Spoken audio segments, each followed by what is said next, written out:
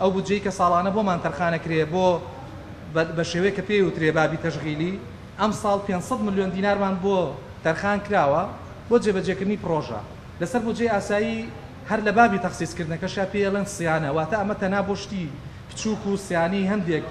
شوێنی تایبەت دائەنرێ بەڵام لەگەڵەوەش ئێمە کردومانن بە پرۆژە بۆی لە چوارچێوەی یاسا و ڕێنمایەکانە جێ بکرێتەوە لەسەر داهاتی لە ساڵ 20 شارەوانی بە گوژمەی 2 ملیار و 575 ملیۆن 34 پرۆژە خراوەتە بواری جێبەجێکردن جا لەم 34 پرۆژەیە هەندێکی تەواو بووە هەندێکی ئێستا لە کارکردنایە لە ئێستا ئێمە نزیکی 30 پرۆژەمانە بۆ کە وەستاوە و کاریتیان نەکراوە وەکو قۆناغی یەکەم بە 2 ملیار و 173 ملیۆن 5 پرۆژەیمان خستۆتە بواری جێبەجێکردن جگەل لە سێ یەکتر بڕەکەی